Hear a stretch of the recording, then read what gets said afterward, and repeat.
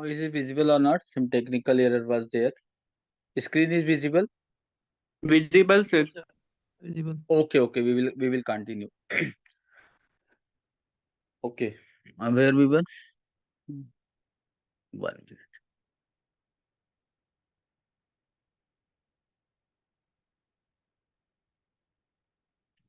Okay. National Strategy for Financial Inclusion. National Strategy for Financial Inclusion. I think their year was asked कि National Strategy for Financial Inclusion कब से कब तक है? The 10 year. So it was 20192. It is always for 5 years. So if you will add 5 years into this, it will be 2024. Okay. It will be 2024. So this is the period of NSFI. What is the meaning of financial inclusion? Providing any type of banking services, even related to micro insurance also, is to lower strata of people at affordable cost, is NSFI. It's the relevance. What is PSLC, Priority Sector Lending Certificates? जिसके shortfall priority sector lending में अगर target पूरा नहीं होता उसका shortfall complete को पूरा करने के लिए यस ऐसा कोई भी बैंक या कोई भी फाइनेंशियल इंस्टीट्यूशन जिसको प्रियॉरिटी सेक्टर लेंडिंग का टारगेट है, ठीक, अगर वो टारगेट को पूरा नहीं करता है तो वो प्रियॉरिटी सेक्टर बेचेगा या खरीदेगा, ये बताइए। खरीदेगा सर। सेक्टर लेंडिंग, हाँ, जो टारगेट पूरा नहीं करता है वो खरीदेगा। Yes okay. अच्छा, जो टारगेट पूरा नहीं करता है वो और क्या काम कर सकता है? वो सर एक तो RFID में जमा कर सकता है या फिर एक UFID में, या ऐसे कोई भी RIDF या UIDF, सॉरी सर, हाँ RIDF या UIDF। हाँ ठीक है। तो उसमें फंड में जमा करता है, वो फंड क्या होता है? वो फंड फिर से ऑन लेंडिंग के लिए यूज होता है और रिफाइनेंसिंग के लिए भी यूज होता है। तो वहां पर अच्छा, दूसरा, अभी ये प्रियॉरिटी सेक्टर लेंडिंग सर्टिफिकेट हमें थोड़ा सा डिस्कस करना चाहिए। प्रियॉरिटी सेक्टर लेंडिंग ये पूछा जा सकता है, इसलिए हम थोड़ा और डिस्कस कर लेते हैं। हालांकि PSLC ऑलरेडी PDF में अवेलेबल है, जब आप पढ़ेंगे क्लास तो चल रही है, बाद में आते हैं। Okay. No, what is priority sector lending certificate? Suppose there are two banks, a bank is A, a bank is B. The target for priority sector is how much percent? 40% of ANPC. How much percent? 40%. 40%. Okay. Suppose this bank has achieved only 10%. Okay. How much more it need to achieve? 30%. Okay. Now suppose it's for A and BC of the bank B was 400 crore. Then how much will to be given to priority sector? It is 40% of this. This is 160 crore. 160. Okay. अगर B का ANBC मतलब B ने total loan इतने दिया है तो 160 करोड़ उसको priority sector में देना है, लेकिन ये 10% ही अचीव कर पाया है। 10% मतलब केवल 40 करोड़ दे पाया है। अभी इसको 120 करोड़ और देना है। लेकिन अब चलिए, मैं कह रहा हूं अभी ये जनवरी आ गई है, अब 3 महीने में इसको 120 करोड़ लेंड करना पॉसिबल नहीं है प्रियॉरिटी सेक्टर में। तो अभी ये क्या करेगा? ये दूसरी बैंक से कहेगा आपने प्रियॉरिटी सेक्टर में अगर ज्यादा लोन दे दिया है 40% से, चलिए इसका मान लीजिए इसका भी 400 करोड़ था, ठीक है, लेकिन ये 320 करोड़ दे दिया है लोन। ओके, इसको टारगेट कितने का था? 160 करोड़ का इसको भी, लेकिन इसने 320 करोड़ दे दिया, तो इसने एक्स्ट्रा कितना दे दिया है अपने से? 160 ज्यादा। तो ये 160 ये 120 इसको ट्रांसफर कर देगा। ओके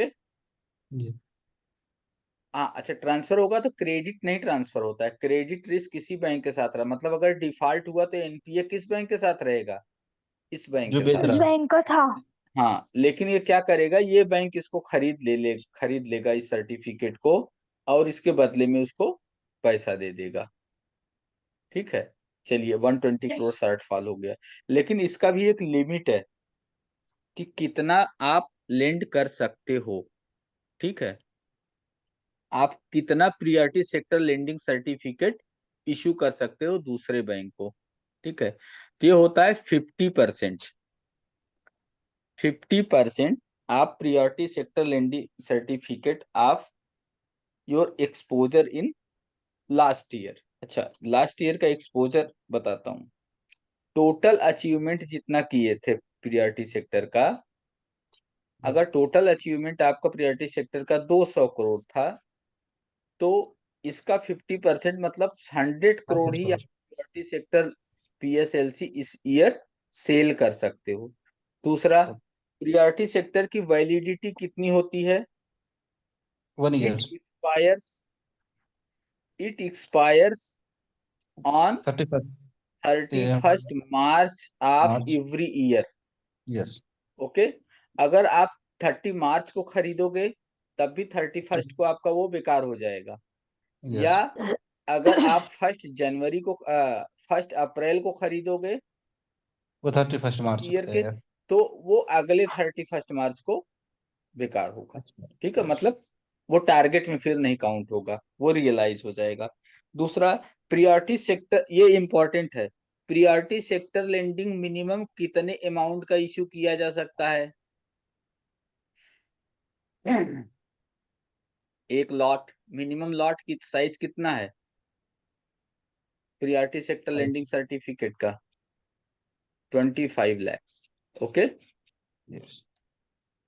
ठीक, 25 लैक्स के मल्टीपल में ही ये इशू होता है। ये होता है priority sector lending certificate.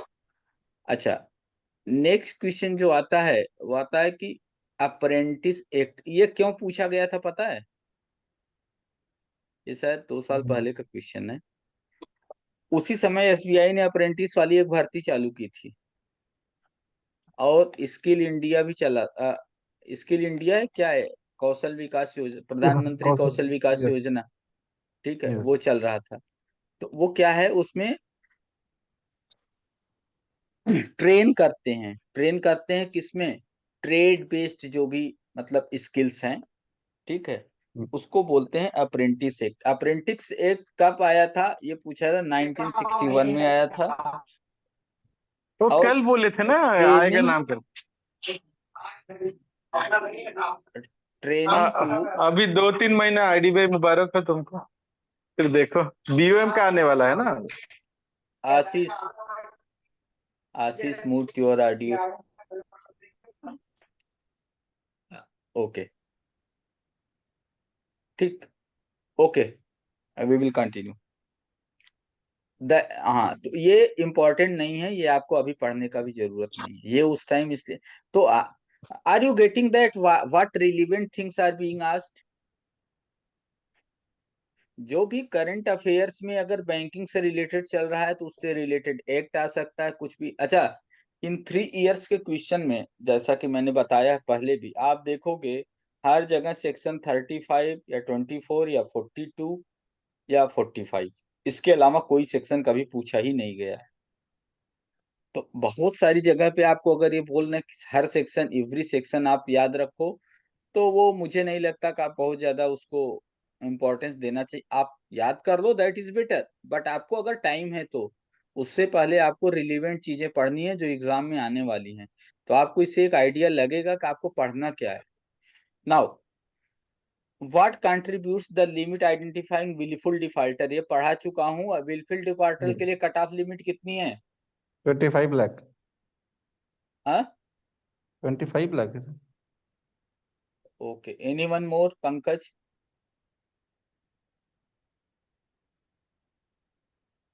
Pankaj, Ajay, what is the cut off limit for classifying as a wilful defaulter, कि लोन कितने तक का हो कम से कम तभी उसको विलफुल डिफॉल्टर आप घोषित करोगे? 25 या देखो ये 5 में चीज, से कंफ्यूजन है सर। 25। देखो ये सब चीजें आपको पढ़ाई जा चुकी हैं। आप क्या पढ़ रहे हो, आप लोग क्या पढ़ रहे हो? मतलब जो चीजें पढ़ाई गई हैं वो तो आपको मतलब इमीडिएट आंसर देना है। इस तरह से अगर आप पढ़ोगे तो थोड़ा it is very doubt, it will create doubt towards your success. जो चीजें पढ़ाई गई हैं वो चीजें आपके एकदम बिल्कुल जबान पे होनी चाहिए। आपको उसको कितना भी आपको this time you sacrifice all your rest, all your sleep, all your enjoyment, everything just for 10 to 20 days. After that, only one hurdle interview। मैं अभी कह रहा हूँ आप रिटर्न निकाल लो, मैं गारंटी देता हूँ इंटरव्यू में जिसका मैंने मॉक इंटरव्यू लिया है कोई 95 से नीचे तो पाया ही नहीं है। No one. आप में से जिनको रिफर किया होगा, कुछ लोग यहाँ पर रिफर्ड वाले हैं, लगभग 4 लोग हैं, तो आप उनसे पूछिए आपको जिन्होंने रिफर किया है वो लोग खुद 95 90 मार्क्स पाए हुए हैं। तो इंटरव्यू का tension you need not to take, but here at least the first hurdle आपको क्लियर करना पड़ेगा। और जो भी मैंने पीडीएफ दिया है दैट इज वेरी लेस। मैंने खुद ही बहुत उसको कंप्रेस करके बहुत ही मतलब मिनिमाइज करके दिया है, उससे कम थोड़ा पॉसिबल नहीं, क्यों बिकॉज कुछ एक्स्ट्रा पढ़ना पड़ता है टू बूस्ट योर कॉन्फिडेंस। तो उस तरह से पढ़िए। बिल्कुल 25 कट ऑफ है, बस यही पूछा गया था कट ऑफ लिमिट कितना है बिल्कुल डिफॉल्टर की। अच्छा कोई मुझे बता सकता है when it will be classified as a बिल्कुल डिफॉल्ट? क्लासिफाइड बिल्कुल डिफॉल्ट का मतलब क्या है, ये विलफुल पूछा जा डिफॉल्टर सकता है सर। इस बार? यस सर, विलफुल डिफॉल्टर एक तो है कि अगर कोई जानबूझ के पैसा नहीं दे रहा है, कैपेसिटी तो है लेकिन नहीं यस दे पा रहा। उसके अलावा यस कोई यस। लोन अगर फ्रॉड फ्रॉड मतलब है कि utilization of fund, misutilization of fund हुआ है, उसमें विलफुल डिफॉल्टर मानते हैं। Very very good very good very good very good. Yes, ऐसा ही। जिस पर्पज के लिए लोन दिया वो नहीं यूज कर रहा है, आपने शॉर्ट टर्म के लिए लोन मतलब आपने कैश क्रेडिट दिया यस, और उसने मशीनरी खरीद ली, तो ये बिल्कुल डिफॉल्ट है कि नहीं है? विलफुल डिफॉल्टर है सर। यस। जिस पर्पज के लिए दिया गया है लोन केवल और केवल उसी पर्पज में लोन यूज होगा। अगर किसी अदर पर्पज में भी यूज हो रहा है, वो पैसे को उड़ाया नहीं है, किसी और यस, पर्पज में यूज कर रहा है। हो सकता है जो मशीनरी लाया है वो उसी उसी ट्रेड से रिलेटेड है, then also it is a wilful default. Yes, तो अगर कभी इंटरव्यू में ये पूछ ले कि आपने एक कप बनाने वाली कंपनी को कप के लिए कैश क्रेडिट दिया और उसने कप बनाने वाली मशीन खरीद लाया, तो ये बिल्कुल डिफॉल्ट है कि नहीं? यस डिफॉल्ट है। एज एन ऑडिटर आप क्या करोगे, उस अकाउंट को एनपीए। एनपीए क्लासिफाई कर दोगे। Yes, as a branch manager भी आपको एनपीए क्लासिफाई करना है। रीजनल ऑफिस बोल रहा है नहीं, अगर रिपेमेंट आ रहा है तो कोई अलग से क्लासिफाई, इतना तो स्पेस दे के चलना पड़ता है। बट आप एक्शन चालू कर दो, उसको लेटर भेजना कि आपने गलत यूज किया, आप इसको पूरा डिमांड इशू कर दो, साथ ही साथ सरफेसी लगा दो।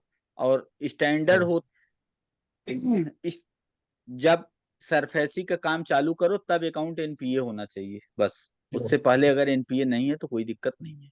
चलिए next, head quarters of transparency international. देखिए अब हेड क्वार्टर भी पूछा गया है, ठीक है। अच्छा हेड क्वार्टर इसका क्यों पूछा गया बताइए? बैंक में सबसे बड़ा प्रॉब्लम क्या है जो लोगों को लगता है कि अगर वो केसीसी लेने गया है तो बिना पैसा दिए उसका लोन नहीं होगा, कोई यस, ब्रोकर आएगा, मिडलमैन आएगा, ठीक है। तो ये हालांकि अभी नया जनरेशन का रिक्रूटमेंट हो जाने से बहुत सारी चीजें ट्रांसपेरेंट हो गई हैं, और डिजिटल केसीसी एम केसीसी आने से मिडलमैन का कॉन्सेप्ट खत्म हो गया है। सबसे बड़ी बात क्या है ना, इथिक्स आना बहुत जरूरी है।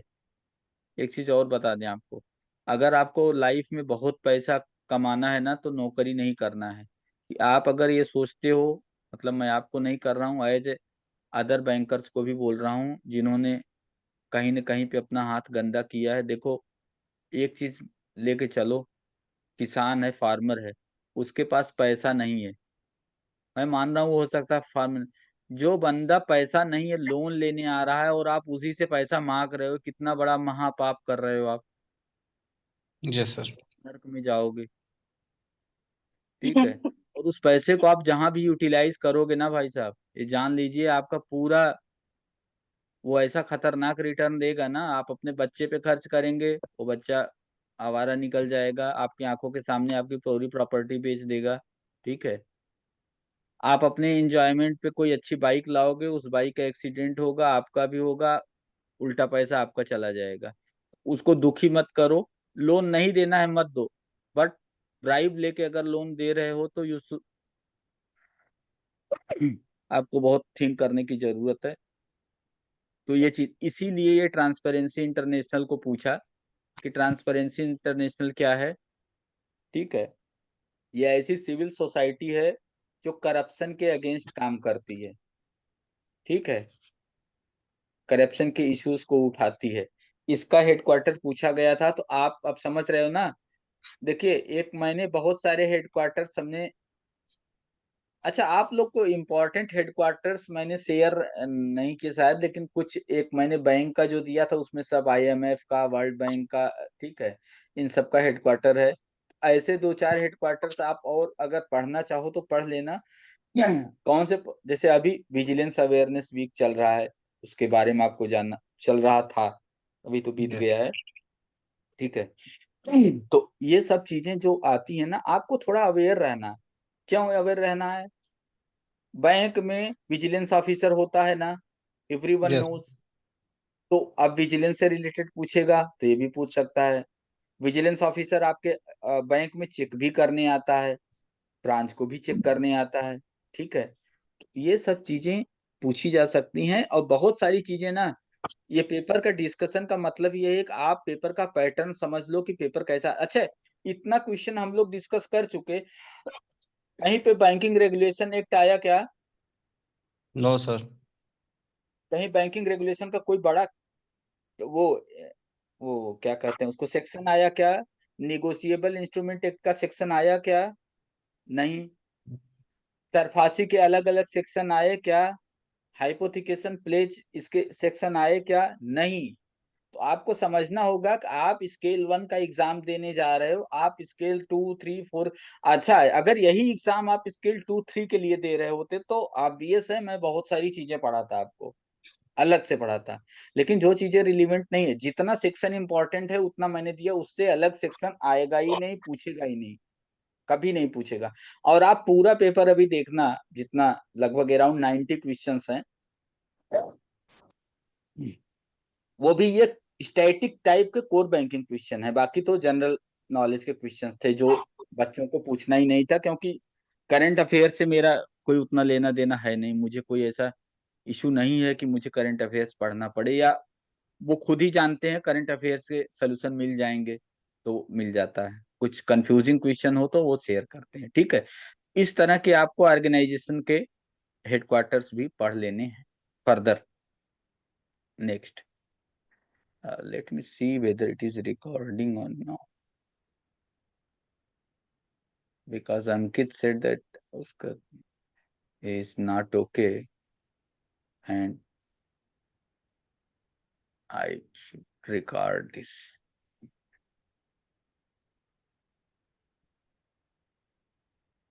Wait a minute.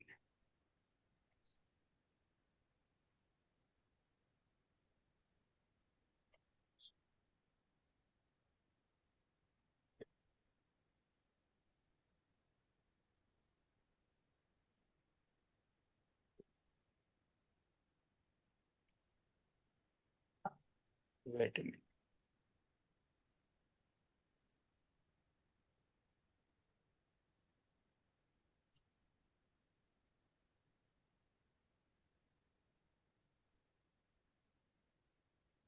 Okay, it is recording. Now visible? Yes sir. Yes, sir. Okay, we will move. How many lang, अच्छा इंडियन करेंसी पे लैंग्वेज कितना है, मैं इतना ही नहीं, मैं आपको कॉइन्स करेंसी सबके बारे में जो वेरी फर्स्ट लेक्चर था अपना, वो अगर आपको याद हो तो। ठीक है। तो इंडियन करेंसी में कितने लैंग्वेजेस होती हैं उस पे लिखी हुई? 17। फिर से रिवाइज करिए। 15 प्लस हिंदी इंग्लिश सर। देखिए, हिंदी इंग्लिश तो वो ऑलरेडी इंक्लूडेड है, वो तो रहता ही है। हिंदी इंग्लिश तो क्वाइन में भी रहता है। हाँ, टोटल कितनी लैंग्वेज होती है, मैंने ये बिल्कुल अच्छी तरीके से पूरा नोट का प्रिंट दे करके आप उसमें नोट भी अटैच किया, 50-50 रुपीज का नोट मुझे याद है। तो बताइए और कोई। 15 15। मैं कह रहा हूं कि अगर एग्जाम में आ गया तो आप क्या करोगे। 15 तो सही है, ठीक है, लेकिन ये 15+2 मत करिए, उसमें सब इंक्लूडेड है हिंदी इंग्लिश, ठीक है। तो टोटल लैंग्वेजेस जो हैं उसमें कितनी है, 15। 15 हाँ, तो ये सर अब देखिए, रिसेंटली ये रिसेंटली सर शायद दो इंक्लूड हुआ है इसमें, दो लैंग्वेज, वो याद नहीं आ रहा लेकिन दो इंक्लूड हुआ है। नहीं नहीं नहीं नहीं, ओके ओके सुनिए, वो उसको कहते हैं ना लैंग्वेज कॉन्स्टिट्यूशन में इंक्लूड करना, ठीक है। वो डिफरेंट अच्छा। चीज है उसका। उसमें से 20, उसमें तो 27 या 28 होने वाली हैं, ठीक है। उससे नहीं मतलब है, करेंसी पे इतनी ही लैंग्वेज है। ओके। Okay sir. अभी भोजपुरी को भी इंक्लूड करने की बात चल रही है ना, सब मांग रहे हैं, तो वो that is the different thing, that is different thing. Okay, total languages are 15। Further, why it was asked, because you deal with the day to day operation with currency. तो करेंसी के जो फीचर्स है ना वो आपको याद रखने हैं। मैंने जो पहला लेक्चर था आप देखिए, उसमें करेंसी के पूरे फीचर्स और सब कुछ है। Indian currency note and its features, तो पूरे फीचर्स आपको पता होने चाहिए। ब्रेल के लिए, अंधे लोगों के लिए उसमें क्या क्या फीचर्स हैं, ये सिक्योरिटी फीचर्स क्या हैं, वाटर मार्क में क्या लिखा है, ठीक है, ये सब चीजें उसमें दी गई है, आप उसको पढ़िए। तो बैंकिंग में जो भी चीज जो होता है उसको मैंने पहले भी बताया था, अभी भी पढ़ा था। देखिए, आपको पढ़ना है तो रीडिंग बिटवीन द लाइंस बोलते हैं इसको, ठीक है। Line by line, word by word, कुछ भी छोड़ना नहीं है। समझ में आए चाहे नहीं आए, आपको पढ़ना ही है, उसको पढ़ के जाना है। नहीं समझ में आएगा तब भी वो that will be there for your answer. हमारा काम क्या है, हम ये बस पता करें कि हमारा आंसर किस तरह से सही होगा। Okay, now PM Swanidhi, PM Swanidhi scheme already discussed, but can you tell me what is the period of PM Swanidhi, is it running or not. PM Swanidhi अभी चल रहा है कि नहीं चल रहा है। Yes sir. हम्म? कब तक है इसका पीरियड। देखिए, ये चीजें याद रखनी है, ये चीजें जो स्कीम्स रनिंग में है वो याद रखनी है आपको। ये ठीक है, दिसंबर 2024 तक एक्सटेंड कर दिया गया है, 24 है ये, ठीक। दूसरा, इसमें ये पूछा गया था पीएम स्वनिधि में किसी एक लेटर का एस या वी का मतलब पूछा गया था, ठीक है। ये क्वेश्चन पूछा गया था, तो इसमें आप पूरा पीएम स्वनिधि पढ़ लेना। पीएम स्वनिधि की स्कीम वही है। फर्स्ट फर्स्ट इंस्टॉलमेंट कितने की है, 10,000। सेकंड इंस्टॉलमेंट कितने की है, 20।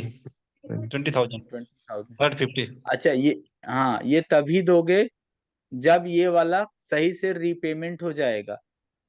ये आउटस्टैंडिंग रहने पर आप ये इंस्टॉलमेंट नहीं दे सकते हैं। इसका एक्सटेंडेड टिल दिसंबर 2024, 2024। यस। दिसंबर 2024 तक एक्सटेंड कर दिया गया है। ये चीजें आपको पता होनी चाहिए, जो भी स्कीम एक्सटेंड हो रही है वो आपको पता होनी चाहिए। अच्छा, अब आते हैं लियन। व्हाट इज लियन, हम पढ़ चुके हैं इसे। अच्छा, उसमें पूछा गया था लियन कौन सा राइट है, ठीक है, ठीक है, ये लीगल राइट है, ठीक है, या फिजिकल राइट है, या ऑनरशिप है, क्या है।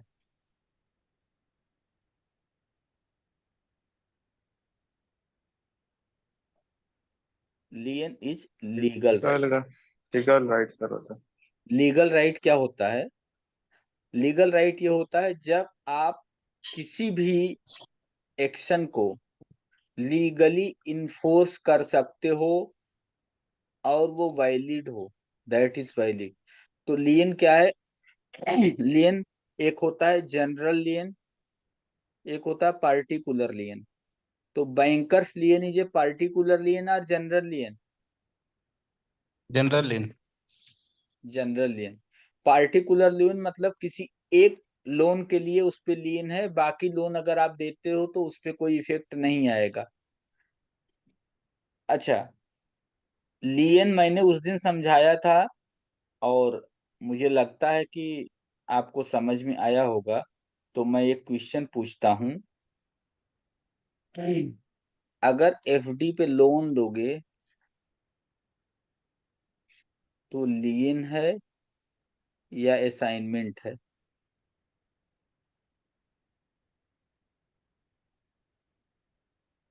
एफडी पे लीन है सर।